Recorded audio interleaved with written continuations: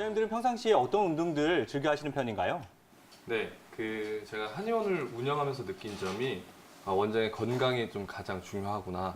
언제든지 그 환자분들 내원해 주시는 분들을 진료할 때 체력이 중요하구나라는 걸 그쵸. 좀 많이 느끼고 있는 요즘인 것 같습니다.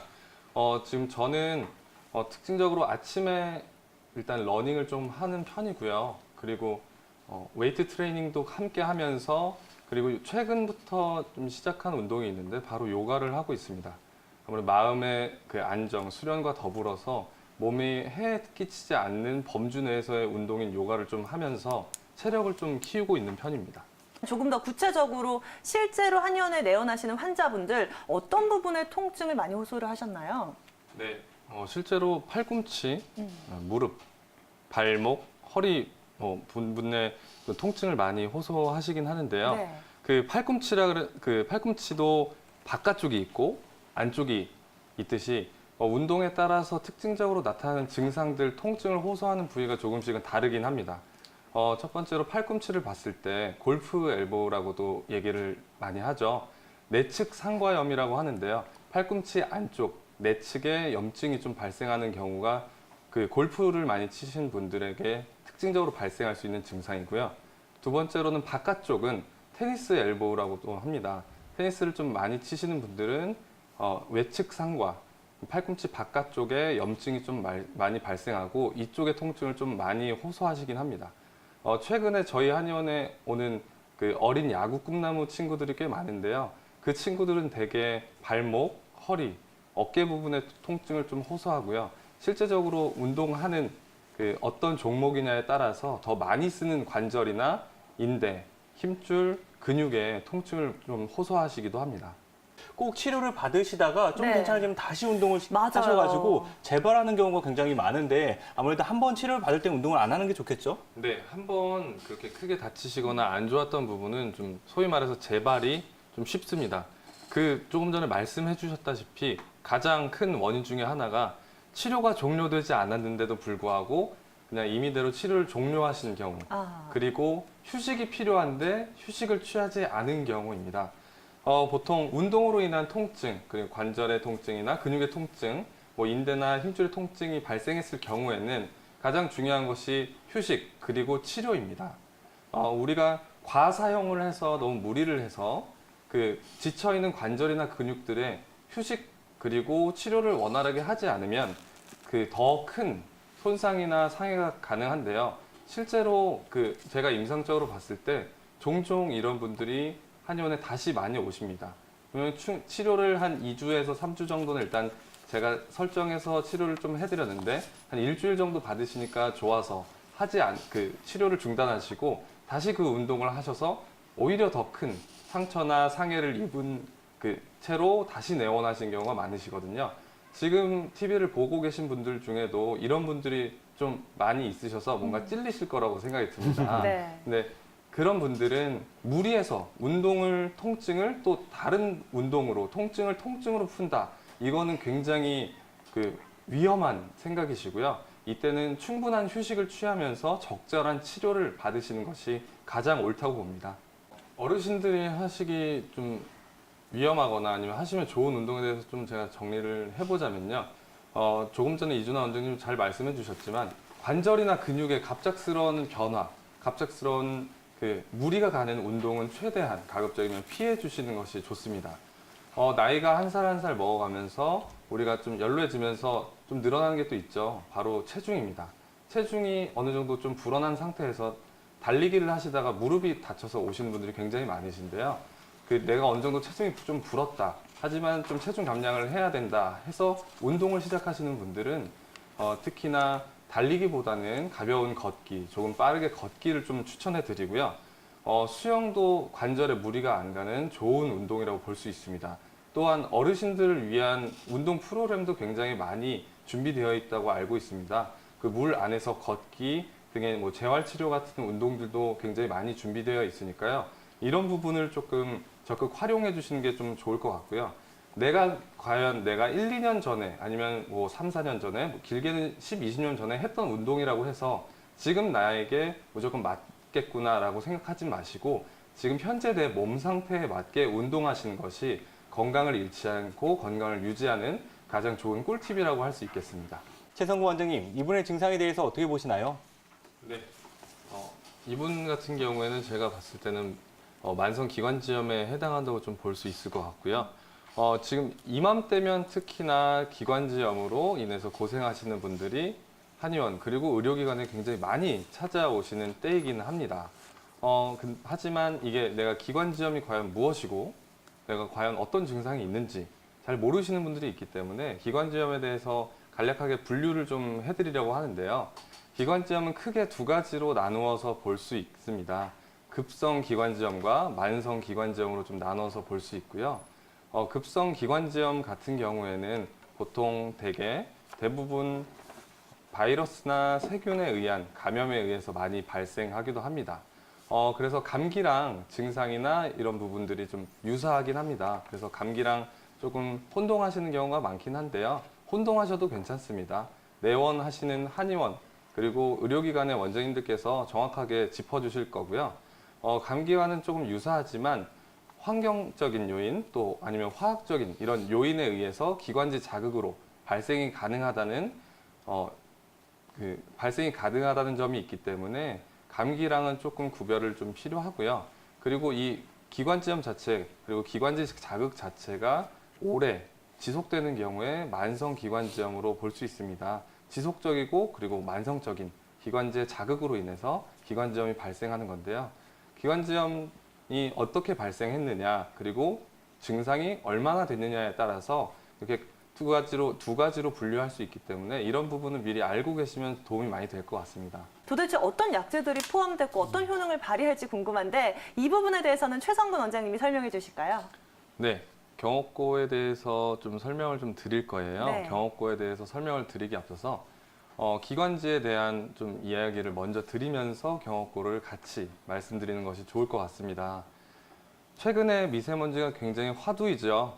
근데 하지만 이 미세먼지 우리가 숨을 안 쉬고 살 수는 없기 때문에 피할 수는 없는 어쩔 수 없는 것이 되어가고 있는 것이 현실입니다. 그 같은 환경, 지금처럼 일교차가 크고 먼지가 많은 환경에서 누구는 쌩쌩한데 나는 왜 아프지? 라고 생각하시는 분들이 좀 계실 수 있을 것 같고요. 다른 애들은 괜찮은데 우리 아이만 유독 감기에 잘 걸립니다. 라고 말씀해 주시는 분들이 굉장히 많습니다. 여기서 가장 중요한 것이 평소의 기관지 건강인데요. 기관지 건강에 가장 중요한 것이 바로 면역력입니다. 이 면역력을 높일 수 있는 내 기관지에 도움을 줄 수 있는 한약이 바로 경옥고라고 볼 수 있습니다. 일단 면역력이 강하면 우리 몸 자체가 쉽게 병이나 질병에 노출되지 않고요. 걸리더라도 쉽게 회복되게 됩니다. 그리고 가장 으뜸되는 의사는 병이 생기기 전에 병을 미리 예방하는 의사라고 생각을 하는데요. 저는 그 가장 으뜸되는 한의사가 되기 위해서 많은 분들에게 경옥고를 좀 추천해드리고 있습니다. 경옥고는 동의보감, 쉽게 설명드리면 동의보감의 보약 파트 중에 가장 처음 등장하는 한약재인데요. 처음 나타나는 만큼 그만큼 효능 효과가 좋다는 이야기로도 생각할 수 있습니다. 물론 동의보감 자체가 굉장히 오래된 책이지만 지금 2018년 현재에도 제가 경옥고를 복용하고 환자분들에게 처방해서 과연 효능 효과가 어떤지 봤을 때 과거 문헌에만 있는 그 속에만 있는 과거의 처방이 아니고요. 현재에도 복용해도 현대인들에게도 알맞는 좋은 처방이라고 할 수 있습니다. 경옥고는 일단 인삼, 복령, 생지황, 그리고 복밀로 구성된 한약입니다. 보통 한 3박 4일 정도 뜨겁게 고고요. 하루 정도 한 김 식혔다가 다시 끓입니다. 보통 그래서 한 5일 정도 달인 정성이 많이 들어가 있는 한약입니다. 한약은 바로 정성이고 정성은 곧 마음에서 나온다고 보는데요. 이 마음다의 마음 만드는 것이 바로 경옥고입니다. 경옥고 인삼, 복령, 지황, 생지황, 복밀, 꿀로 이루어진 경옥고인데 효능 효과는 되게 제가 봤을 때는 크게 두 가지로 보고 있습니다. 첫 번째로는 폐기관지의 건강을 강화시키는 그런 효능을 가지고 있고요. 이 부분은 인삼과 그 생지황의 역할이 가장 크다고 봅니다. 두 번째로는 소화기를 좀 튼튼하게 해주고 강화시켜주는 효능 효과를 가지고 있습니다. 이 두 가지 폐기관지의 효능과 그리고 소화기의 회복을 통해서 면역력을 좀 강화시키고요. 그리고 나아가 내 기초 체력을 좀 강화시킬 수 있는 한약이 바로 경옥고입니다. 최근에 경옥고가 굉장히 좀 광고를 통해서도 많이 좀 알려지고 있는데요. 그 경옥고 같은 경우는 보통 6개월 이상 장기간 복용하셔도 무방한 한약으로 보고 있습니다. 하지만 그 한약 그리고 경옥고는 한의사의 진찰 그리고 한의사가 조제한 것이 바로 한약이기 때문에 무분별하게 넘쳐나는 경옥고를 아무 데서나 사서 드시지 마시고요. 가까운 한의원에 내원하셔서 복용하시는 것이 가장 옳다고 봅니다.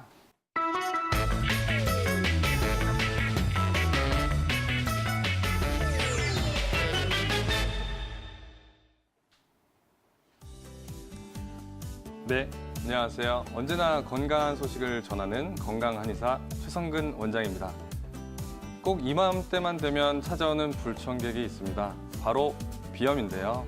이 비염 어디서 치료를 해야 되는지, 난 뿌리를 뽑고 싶은데 과연 어디서 뿌리를 뽑을 수 있는지, 바로 그 뿌리를 뽑을 수 있는 곳 한의원이 될 수 있습니다. 한의학적 치료가 이 비염 치료에 굉장한 좋은 효능 효과를 보이고 있는데요. 오늘 비염에 대해서 알아보도록 하겠습니다. 비염은 많은 분들이 아시겠지만 콧물, 재채기, 코막힘 등의 증상이 좀 발생이 되고요. 그리고 코나 코 주변, 눈 주변에 가려움증 등이 발생하는 비점막의 염증성 질환입니다. 코 점막의 염증이라고 좀 보면 가장 쉬울 것 같고요. 이런 콧물, 재채기, 코막힘 등이 가장 특징적인 증상일 수 있고요. 이 외에도 이런 비염 증상이 지속되는 경우에는 호흡이 올바르지 못해서 두통이나 그리고 입을 벌리고 자게 되는 등의 증상으로 인해서 수면 장애까지도 좀 발생이 되기도 합니다. 그럼 이런 비염, 어떤 원인에 의해서 발생되는지 궁금하실 거라고 생각합니다. 비염의 원인에 대해서 좀 설명해 드리려고 하는데요. 일단 첫 번째로는 체질적인 원인입니다. 체질적으로 내 호흡기의 기능이나 기운 자체가 좀 약한 경우에는 비염에 쉽게 노출될 수 있고요. 두 번째로는 환경적인 원인입니다. 꽃가루나 미세먼지, 그리고 이런 급격한 온도 변화로 인해서 비염이 발생할 수 있습니다. 세 번째로는 구조적인 이상인데요. 우리 코 중간의 뼈인 비중격이나 코 주변에 뼈나 구조의 변화가 생기면서 비염이 발생할 수도 있고요. 그리고 마지막으로 면역력의 저하입니다. 면역력이 약해서 외부의 자극에 쉽게 민감하게 반응하는 것이 바로 비염이라고 볼 수 있는데요. 이 원인들 중에서도 가장 중요한 원인이 바로 이 면역력이라고 볼 수 있겠습니다. 네, 한의학에서 비염의 원인에 대해서도 좀 여러 가지로 나누어서 보고 있는데요. 일단 비염하면 찬 공기의 노출에만 비염이 원인이다라고 생각해 주신 분들이 있는데 뜨거운 공기도 갑자기 뜨거운 열기, 온기도 비염 증상을 자극할 수 있는 원인이 됩니다.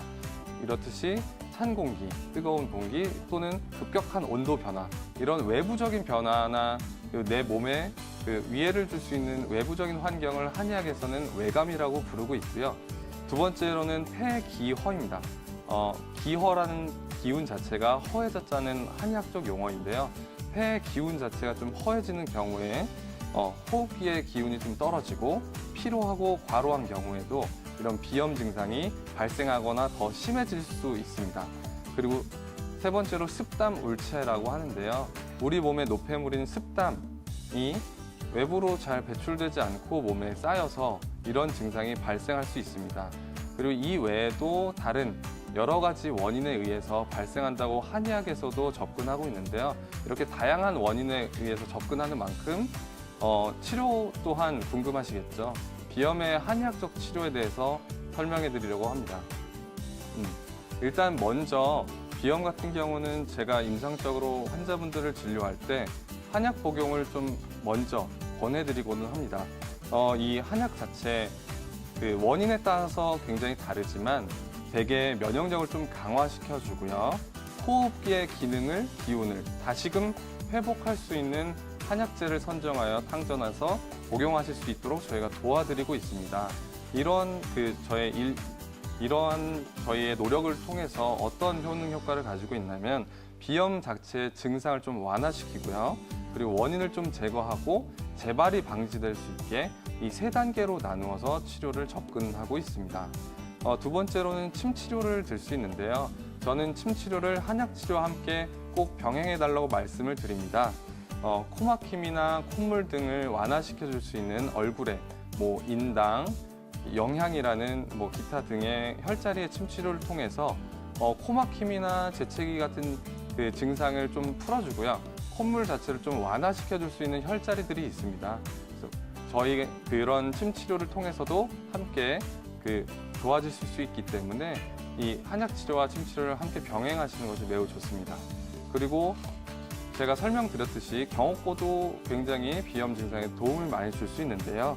면역력을 좀 강화시키고 호흡기의 기능을 촉진시키고 강화시킬 수 있기 때문에 내가 만약 비염을 달고 살고 비염을 좀 고치고 싶다라고 하시는 분들은 평소에 경옥고 복용을 하시는 것도 좋을 것 같습니다. 비염을 치료해야 하는 이유에 대해서 좀 설명을 드릴 건데요. 비염을 쉽게 보면 절대 안 됩니다. 어린 아이들, 학생들 같은 경우에는 호흡을 올바르게 하지 못하기 때문에 성장에 좀 방해를 주기 때문에 키가 원활하게 크지 않을 수가 있습니다. 그렇기 때문에 비염 치료를 시작을 꼭 해야 되고요. 집중력 저하로 인해서 학업이나 내 일을 하는 업무에 지장을 초래할 수 있습니다. 그리고 약해진 면역력으로 인해서 감기가 좀 쉽게 걸리고 내 몸이 쉽게 약해질 수 있습니다. 그리고 비염 증상 이외에 다른 질환에도 쉽게 노출이 되기 마련이고요. 지속적인 코막힘, 그리고 나가서 코를 풀고 코를 만지고 하는 등의 증상으로 인해서 어린아이들 같은 경우는 자신감이 좀 떨어지는 부분도 있습니다. 이렇게 많은 이유가 있기 때문에 비염 치료 결코 쉽게 봐서는 안 되고요. 반드시 시작하셔야 됩니다. 그리고 마지막으로 비염 치료 이후에 비염에 재발되지 않게 생활 습관에 대해서 말씀드릴 건데요. 일단 적절한 온도랑 습도를 좀 유지를 하시는 것이 좋습니다. 보통 22도 정도, 습도는 40%에서 60% 정도 유지하시는 것이 가장 좋습니다. 너무 건조하면 폐 기관지 건강에 좋지는 않습니다. 그리고 두 번째로 한의학에서는 형한음냉즉 상폐라고 해서 몸이 차갑고 찬 음식을 많이 먹으면 폐 기관지가 상한다고 합니다. 그래서 찬 음식과 찬 음료는 멀리 하시는 것이 좋고요. 이와 동일하게 몸을 좀 따뜻하게 하시는 것이 좋을 것 같습니다. 그리고 균형 잡힌 식습관을 좀 하시는 것이 매우 중요하고요. 내가 좀 안 좋거나 내가 먹었을 때 이 부분은 좀 안 맞다라고 생각하는 음식들은 좀 멀리 하시는 것이 좋습니다. 그리고 규칙적인 생활 습관을 가지시는 것이 비염 회복엔 도움이 많이 되고요. 그리고 적절한 운동이 필수입니다. 과한 운동은 좋지 않습니다. 적절한 운동을 하여야 비염 증상을 재발하지 않게 생활 습관 유지를 할 수 있고요. 마지막으로 요즘처럼 먼지가 좀 심한 때는 환절기 같은 때 온도가 너무 심할 때 아니면 먼지가 심할 때는 마스크를 착용하시는 것이 중요하다고 생각합니다. 지금까지 비염에 대해서 알아보고 한의학적 치료에 대해서 알아보았는데요. 많은 분들이 비염에 대해서 좀 더 쉽게 아시고 치료를 꼭 받으실 수 있었으면 좋겠습니다. 지금까지 건강한의사 최성근 원장이었습니다.